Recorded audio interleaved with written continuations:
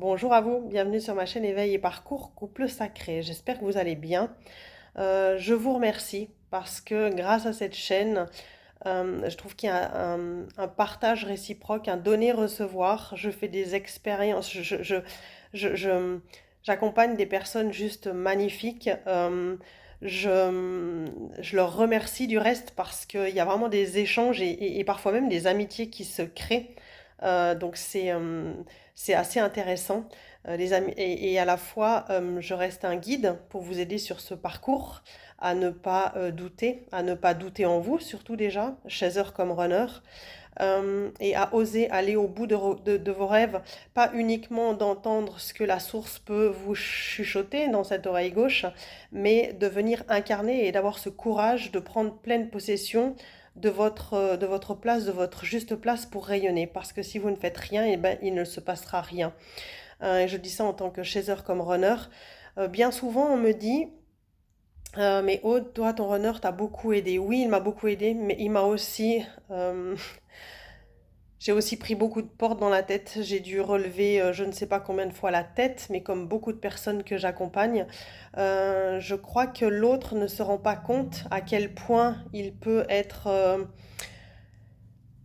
dur avec son autre, que ce soit dans les silences, que ce soit dans les non-réponses, dans ce qu'il peut envoyer comme phrase blessante à son chaser. Les runners sont vraiment à un moment donné dans le déni, et même tout au long du parcours, j'ai envie de dire, par peur, c'est bien d'accord, hein, par protection, eh bien, envoie bouler le chaser. Et à un moment donné, en fin de parcours, le chaser en a marre. En fin de compte, on a marre de parfois se dire que ça va que dans un sens et qu'à un moment donné, eh bien, les runners vont devoir prendre le lead sur leur guérison de blessures, sur leur peur et sur leur courage d'oser aller vers leur autre parce qu'à un moment donné, le chaser est dans sa... Alors, comme je disais, complétude ou plénitude. Vous vous souvenez, j'avais fait une vidéo là-dessus et je vous avais dit, mais on ne peut pas être d'accord, on ne peut pas avoir la même définition tous, puisque je pense que si je demande quelle sera la complétude pour vous et quelle sera la complétude pour vous tous qui m'écoutez, je pense qu'on peut avoir peut-être, je sais pas moi, 100 000 définitions de qu'est-ce qu'est la complétude et la plénitude. Mais à un moment donné, le chaser s'est fait sa vie sans l'autre, parce que du coup, l'autre n'a pas voulu faire partie de cette vie-là, parce qu'en fin de compte, il l'a aidé à pouvoir se retrouver, à pouvoir reprendre son pouvoir personnel, à retrouver cette sécurité émotionnelle, à lâcher cet inconfort pour aller dans quelque chose de confortable qui est aligné à lui, sans attendre que l'extérieur lui amène ce confort, et notamment son autre. Et il y a un moment donné où eh bien, le chaser a pris possession des lieux en fin de compte. Il s'est dit, mais maintenant je dois guérir, je dois avancer. Et en fin de parcours, eh bien, quand quelque part ce passage de témoin est transmis au runner, le runner doit faire exactement la même chose, avoir ce courage d'aller se confronter à ce qui le bloque, d'aller le confronter au silence qu'il a pu laisser avec son autre, d'accepter d'avoir été honteux de ne pas avoir fait juste, parce qu'à ce moment-là, eh bien, la culpabilité, elle a deux formes, la culpabilité. Le runner a cette culpabilité parce qu'il est pris entre l'ange et le démon, entre le je veux pas, entre je vais perdre ma liberté, je vais pas la perdre si je rentre dans cet amour. Est-ce que cet amour me convient pas? Voilà, ça c'est l'histoire du runner pendant tout ce parcours pour trouver cet équilibre mental et cet équilibre avec le cœur. Et en fin de parcours, il y a la culpabilité, quelque part la honte, au moment où il se réveille, où il a connaissance de ce lien et qu'à son tour, eh bien, il a besoin de travailler sur lui. Il doit accepter quelque part qu'il a fait faux. Il doit accepter cette honte de ne pas avoir fait juste. Mais comme à un moment donné, le chaser a eu cette honte de ne pas avoir fait juste par rapport à ce trop plein, à ce trop qu'il pouvait donner vers l'extérieur, à ces trop grandes demandes, notamment sur le plan affectif qu'il pouvait demander à son autre, eh bien le chaser a accepté de se regarder en face et de guérir ses blessures émotionnelles, transgénérationnelles, karmiques, sur tous les plans. En tout cas, il a été obligé de le faire. Et à un moment donné, eh bien, le runner, quand c'est à lui de se réveiller, il n'a pas d'autre choix, lui non plus, que d'accepter ces dérapages, d'accepter ces dysfonctionnements et d'avancer et de guérir pour pouvoir eh bien, retourner vers cet autre qui l'aime, mais qui à un moment donné euh, fait sa vie et quelque part n'attend plus le runner. Je crois que c'est une réalité que je vois souvent dans les parcours, dans ces fins de parcours que j'accompagne, où le chaser a trouvé cet équilibre.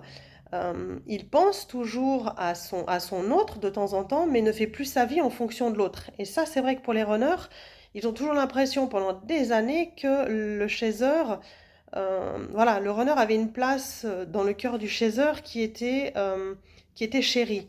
Oui, mais à un moment donné, ça ne fait pas tout, puisque ce qui est important, c'est l'incarnation dans l'ici et maintenant. C'est d'incarner ce couple, pas que dans la 5D, en pensant à son autre, mais en osant avoir le courage de revenir vers son autre, de pouvoir s'expliquer ou pas s'expliquer en fonction des parcours, et d'accès en fin de compte, d'entamer ces retrouvailles qui peuvent être longues ou moins longues et qui peuvent des fois être simplement une retrouvaille et puis repartir parce que l'un et l'autre ne sont pas prêts par rapport à ce qui peut avancer pour le couple. Mais c'est intéressant que le runner fasse le travail aussi. Alors, moi je dis toujours pourquoi merci au runner, c'est qu'il nous aide à avancer, à guérir nos blessures, à nous remettre en question, à ne pas savoir comment demain sera fait, comment demain sera fait.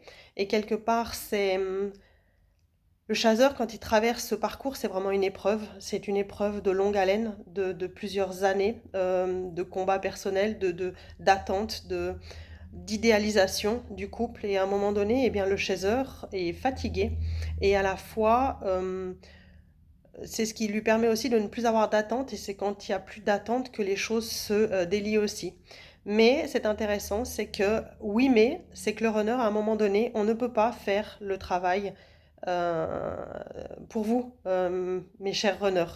Et je vous dis ça avec plein d'amour et de bienveillance, parce que j'ai certains runners que j'accompagne au cabinet, aussi le mien, et qu'à un moment donné, c'est bien joli de rester dans sa grotte, mais quand on reste dans sa grotte, eh ben, il ne se passe rien. Comme le chaser, quand il reste dans sa grotte à différents moments du parcours, eh bien, il ne se passe rien. Et bien, le runner, c'est pareil.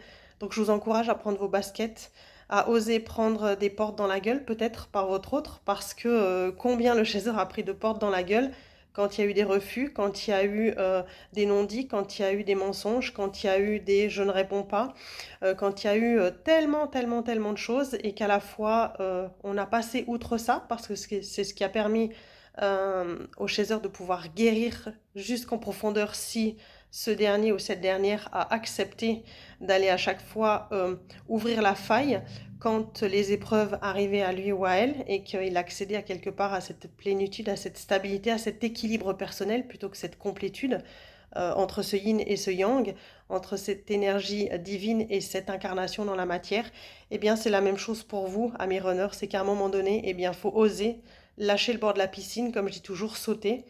Nous, à un moment donné, on a lâché cet inconfort et ce bord de piscine sans savoir vraiment si on allait nager et arriver à l'autre bout du lac. Eh bien, on a réussi. Et j'ai envie de vous dire que vous aussi, amis runners, et je suis là aussi pour vous accompagner là-dessus, que vous savez nager, que vous pouvez avoir le courage de croire en cet amour, que vous pouvez avoir le courage d'accepter le bonheur pour vous-même et que ce bonheur va passer par des actions. C'est qu'à un moment donné, il va falloir passer à l'action pour pouvoir avoir vous aussi ce que vous souhaitez. Parce que je vois des chasseurs qui ont tellement eu marre d'attendre qu'à un moment donné, la réunion est obligatoire. Oui, c'est vrai, moi je reste convaincue, il y a un timing divin par rapport à ça. Mais que bien souvent, je vois qu'il y a des runners qui peuvent revenir et que du coup, hop, le chaser, à un moment donné, en a eu marre d'attendre et est parti avec une âme sœur. Alors si cette âme sœur, elle est sur le parcours, c'est qu'elle était destinée et c'est que le runner, eh ben, lui, à son tour, doit être confronté, le runner ou la runneuse, doit être confronté à ce moment-là, à ce que l'autre a pu vivre sur le parcours et à pouvoir comprendre que quelqu'un d'autre peut apporter aussi quelque chose à son chaser. Et ça, c'est compliqué pour un runner parce que le runner, du gentil irrespectueux qu'il est derrière ses blessures, eh bien, à la fin de parcours ou au début de parcours, c'est quelqu'un de jaloux. Parce qu'il aime avoir le regard sur lui, il aime pouvoir être au centre de l'intérêt. Et quand il n'est plus au centre de son chaser ou des autres, eh bien, il y a une forme de jalousie, mais encore plus quand il n'est pas au centre de son chaser. Et à un moment donné, ben, ami runner, vous nous poussez, quelque part, vous poussez le chaser à ne plus prendre cette place, mais à prendre cette juste place équilibrée où tout le monde est aligné à la même hauteur. Je dis toujours, avant, vous étiez là-haut et nous, on se retrouvait en bas et on vous aimait trop par rapport à quelque part, on vous aimait plus vous que nous.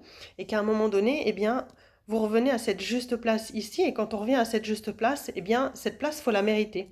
Cet amour, faut le mériter. Et un chasseur qui a travaillé sur lui, qui a stabilisé sa vie, qui sait ce qu'il veut, qui sait comment il veut être aimé, eh bien, il faut accepter de se confronter. Ce qui est problématique pour le runner, c'est cette confrontation, ce conflit.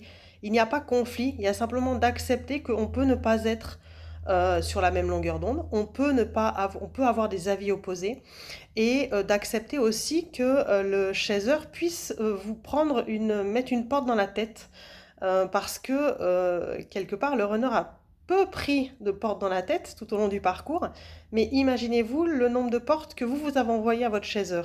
Donc avec toute humilité, ami runner, certes, il y a eu des blessures de chaque côté, mais à un moment donné, eh bien, c'est de reprendre le pouvoir sur vous-même et d'accepter de travailler sur vous en arrêtant de vous, quelque part, et je vous dis ça avec plein d'amour et de bienveillance, mais de vous dire demain, on va laisser les événements arriver. Je crois qu'à un moment donné, c'est la force du chaser, c'est d'avoir ce courage d'avancer et d'acter les choses dans la matière et de manière équilibrée lorsqu'il est équilibré avec son yin et son yang.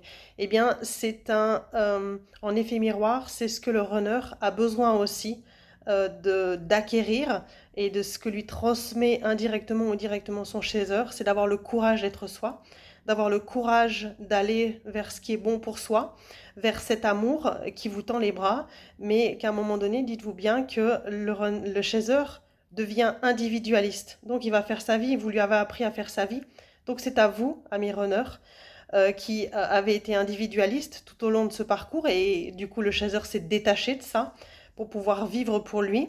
Eh bien, à un moment donné, c'est à vous de revenir vers ce couple, vers l'autre, pour accepter quelque part de faire des compromis, de vous dire que le 100% ne sera jamais là, la perfection n'est jamais là, mais que peut-être d'accepter que le 80% soit juste, et qu'il y ait 20% dans lequel, eh bien, voilà, pas tout tourne à la perfection et de manière précise comme vous l'avez décidé. Et c'est pas pour autant que vous allez perdre votre liberté, simplement que vous allez apprendre à vous respecter, à oser dire les choses, et d'accepter de vous confronter à quelque part à où en est votre chaser au jour d'aujourd'hui. Donc voilà ce que j'avais l'envie de vous transmettre aujourd'hui, parce que beaucoup de choses bougent, que ce soit dans les couples que j'accompagne, parce que j'accompagne des couples qui vivent ensemble sans se séparer.